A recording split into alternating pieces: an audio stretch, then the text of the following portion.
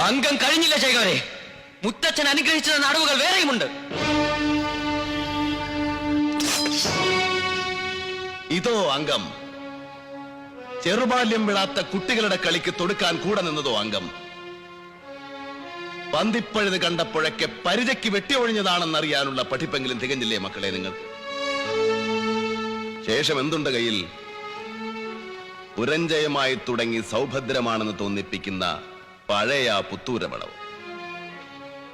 അതോ പരിചയ്ക്ക് മണ്ണുവാരി കണ്ണിലെറിഞ്ഞ് ചതിച്ചു വെട്ടുന്ന കുറുപ്പന്മാരുടെ പുതിയ അടവ്? ആയുധമെടുക്ക്.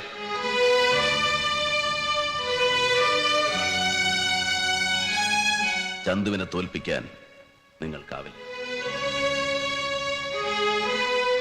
ജീവിതത്തിൽ ചന്തുവിനെ തോൽപ്പിച്ചിട്ടുണ്ട് പലരും പലവട്ടം.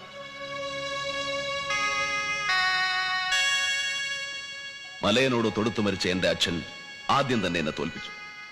സ്നേഹം പങ്കുവെക്കുമ്പോൾ കൈവറച്ച ഗുരുനാഥൻ പിന്നെ തോൽപ്പിച്ചു. പൊന്നിനും പണത്തിനും ഒപ്പിച്ച് സ്നേഹം തൂക്കി നോക്കിയപ്പോ മോഹിച്ച പെണ്ണും എന്നെ തോൽപ്പിച്ചു.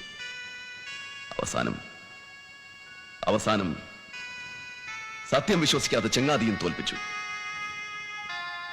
തോൽവികൾ ഏറ്റുവാങ്ങാൻ ചന്തുവിന്റെ ജീവിതം പിന്നെയും ബാക്കി.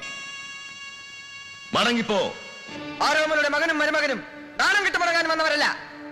അംഗമുറ കൊണ്ടും ആയുധബലം കൊണ്ടും ചതിയൻ ചന്തുവിനെ തോൽപ്പിക്കാൻ ആണായി പിറന്നവരിൽ ആരുമില്ല. മടങ്ങിപ്പോ. കൊല്ലുന്നെങ്കിൽ കൊല്ല്.